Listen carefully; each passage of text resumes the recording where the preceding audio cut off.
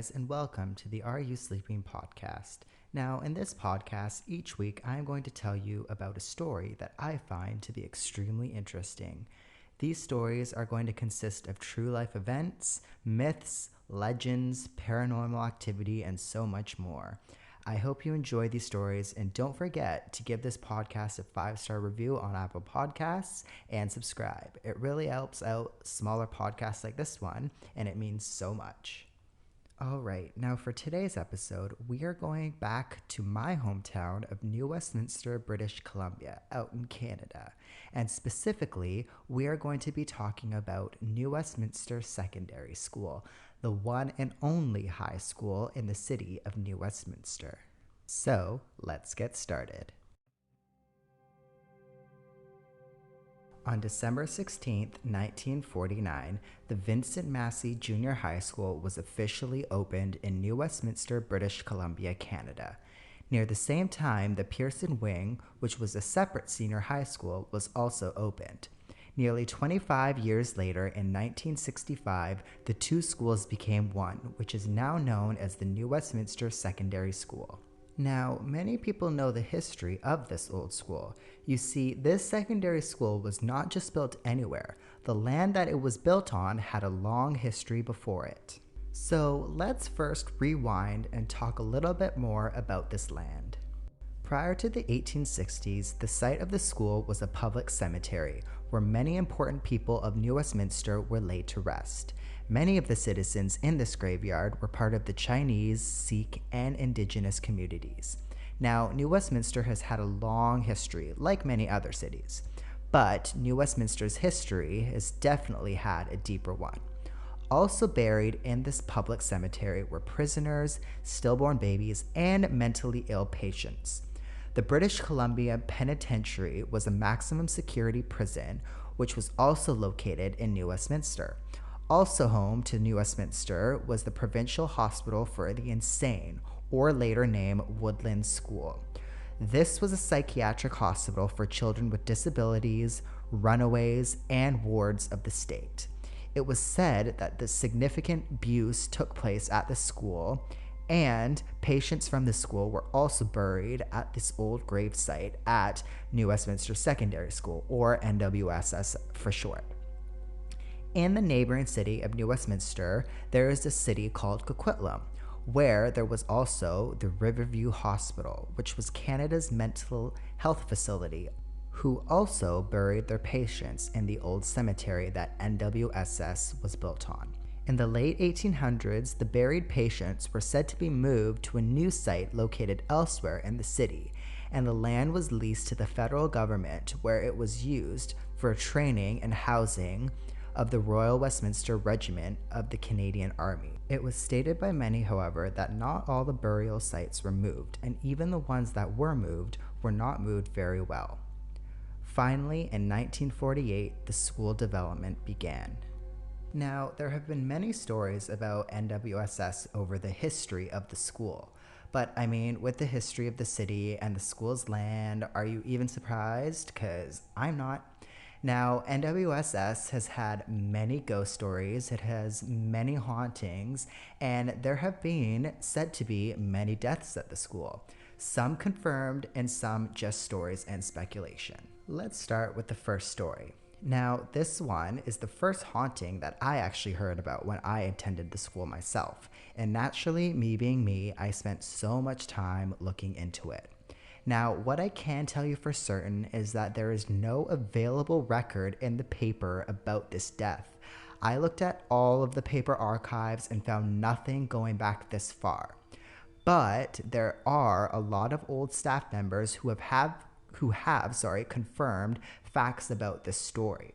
So I guess it's up to you now if you want to believe this story or not. Now, this is the story about the floating pool boy. Now, what I forgot to mention earlier in the backstory is that NWSS is a huge school. It is the only secondary school in New Westminster. Now, it just recently, in the last year or two, kind of got a revamp and the school was finally replaced. But up to that point, it has been the same school all of these years. It was the same school that I went to, that my father went to, that all of the people before him went to. And the school was very old, was very dingy. I'm sure it had a few renovations here or there, but it did not seem like it had anything done to it. Now, during the time that it was built in a very small city, it has been said that the school held various departments and facilities, one of them being a small swimming pool. Now, many have stated that there was no swimming pool in this school. When you read the very few articles online about the floating pool boy and you check out the comments, you can always find those people who seem to know 100% that there was no pool. But there are also many who have stated that there definitely was. Now, in the early 1970s, NWSS was open and running. And the NWSS pool was a facility that the school used during PE classes or gym classes, I don't know what you call it, wherever you're living. One day, upon arrival of the pool, a child was found floating in the pool. This boy did die in the pool, and shortly after the incident in the 1970s, the pool was closed. Many years later, the pool was filled, but access to the pool was never fully blocked off. Now, if you are from New Westminster and you attended the school, you will definitely know these locations and buildings I am going to share with you now. And to all of you that did not attend the school, I will try to paint a picture as best as I can just to demonstrate how big the school was. NWSS consisted of 3 buildings, all of which used to be individual schools. There was the Pearson Wing and the Massey Wing, which were later connected by an overpass, but separate to those large buildings is the Massey Theater Building. This is another huge building, which is where the pool lay. In Massey Theater, there are 3 floors. The general floor, which is a floor where you can access the 2 gymnasiums, or the theater, or the function center. You can walk up the stairs to access the balcony to the theater. There are bleachers to the gymnasium access there. There are a few storage closets and drama classrooms. And finally, you can walk down to the basement where there was the old cafeteria, the drama dungeon, which was like a big drama studio. And finally, you could find the old access to the pool down there. Now, if you have attended the school and you've ever gotten to this hallway, which was said to be located beside the drama building, you will know that is an unlit hall with chairs and tables on either side. Now, it was said that the access was inside the old cafeteria and it is now used as storage. At the end of this hall, there was an old pool site which has been filled. This is now being used as storage for tables, desks, and things around the school. Now, I must admit, I've never seen this myself. I've never seen this access. This is just kind of what I found online, people kind of describing where it is. And I mean, thinking back to when I went to the school myself, it kind of makes sense, you know, everything kind of checks, all of these rooms and all of these halls check, so who knows if it's there or not. Now, Massey Theater does or did back then have security at night. It has been reported multiple times that many security guards have heard a child laughing from the hall. Now, many have reported that upon investigation of this hall, there have been no sightings of anything. Many have said that upon approaching the old pool room, a sudden coldness was felt, but again, no sightings of anything have ever been reported, just the voices and the laughing of a little boy. Now, the stories don't just stop there. There have been numerous other stories of sightings in various other parts of the school. One story very similar to the last story is the story of the shouting man in the shooting range. Now, there seems to be no consistent account of whether this range was a gun range or an archery range. Half of the stories literally say it's an archery range, and the other half just say that it's a shooting range. But there are confirmations that there was an old shooting range in Moody Park, which was used for troops to get ready for the war. And Massey Theater does technically fall within Moody Park. The Royal City Record, which is the City of New Westminster's paper, did state, and I quote, "Through its history, Moody Park has housed an eclectic range of activities, including a shooting range, one of BC's first golf courses, and a cricket green. What the paper does not state is whether the shooting range mentioned in the paper is the same one that has been cited or been said to be cited at NWSS, or if there is one altogether. What has been confirmed by an old Massey Theatre worker is that there are old tunnels, halls, and rooms in the basement of the building. Now, the entrance to these halls, tunnels, and all of that have not been confirmed. It has not been mentioned where the entrance to these are. The worker has just confirmed that they do exist. Now, one of these tunnels leads to an old shooting range that has faded numbers, has faded lines, and targets on the floors and walls.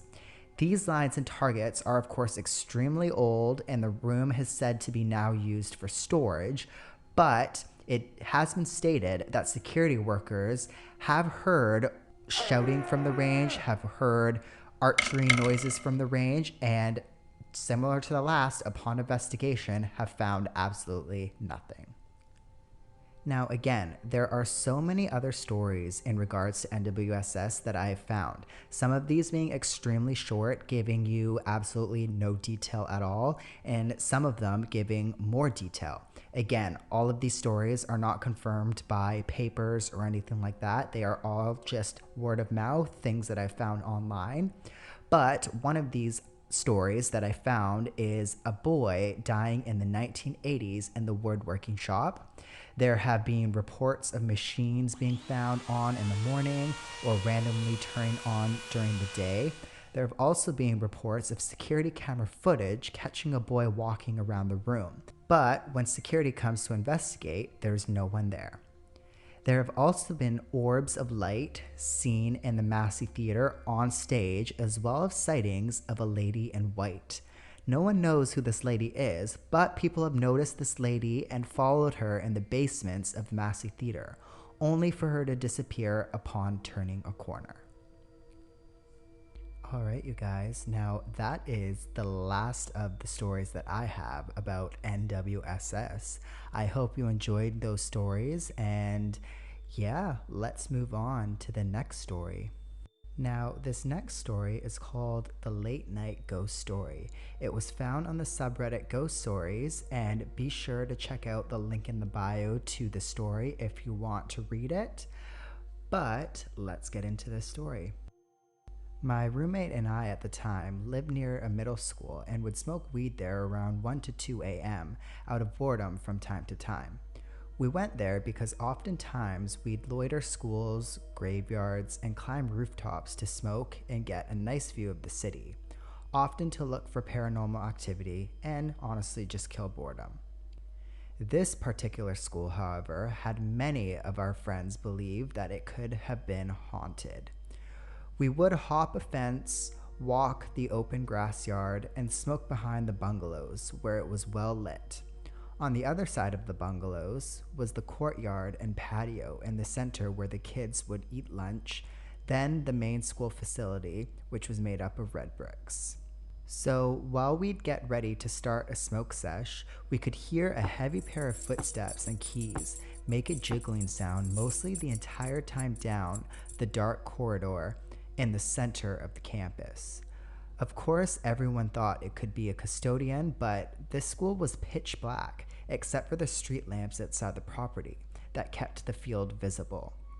Also, I don't think a janitor would be at the school at the late hours on a weekend, so we never went further. Until one night, my roommate and I decided we'd make an attempt to go through. Of course, we blitzed our brains to high hell and stepped further into the dark. At first, it was dead quiet, and we couldn't see much, just the bungalow classes on the right and the red brick building on our left. And straight ahead was the outdoor lunch tables. It was at that point where halfway in the lunch area, things got weird. So we were walking side by side, surrounded by several rows of aluminum tables under an aluminum roof, and we still can't really see a thing. But I swear I started to hear kids running, laughing, chattering, playing, yelling, and I couldn't do anything but press forward as I was in some kind of a dull trance. The noise going on made me question if it was really happening, but in the state I felt I was in, I didn't want to break the silence either. It was also strange how it started off very faint and gradually gained volume the further we went in. Toward the end of the lunch area was a space where I could see a crack of light coming through the street just over the red brick wall, with several feet ahead of us. My thought at that point was like, okay, I've had enough. Thank God.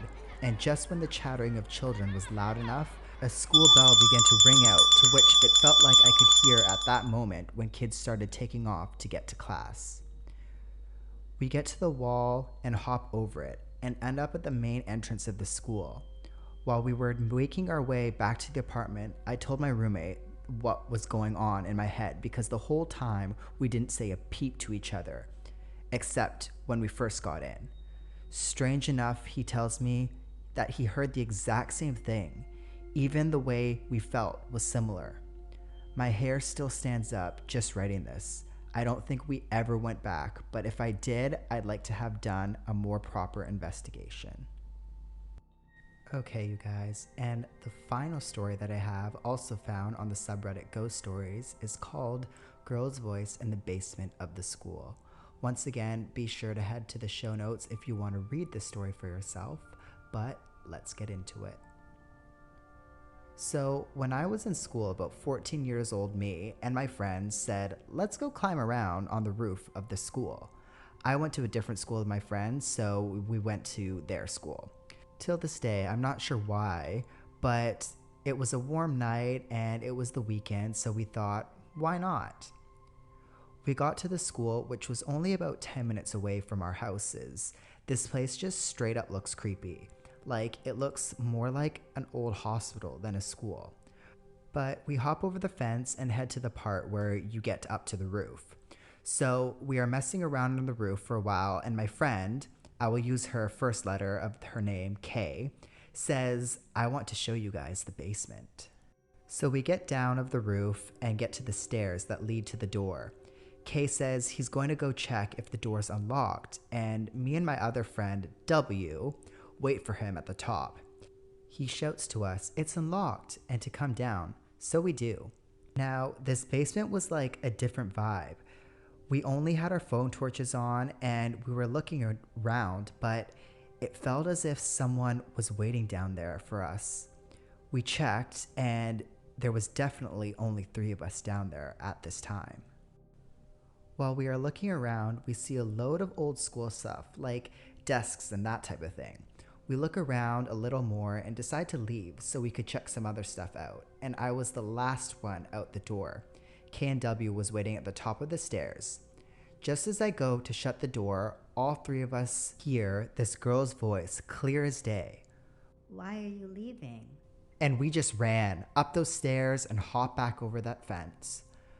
We were all freaked out for a while after that. After calming our nerves, all 3 of us was 110% sure we never saw anyone else in the basement.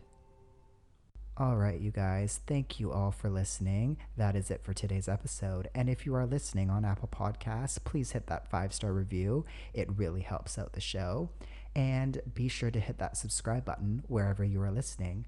Thank you all again for listening, and I will talk to you in the next episode.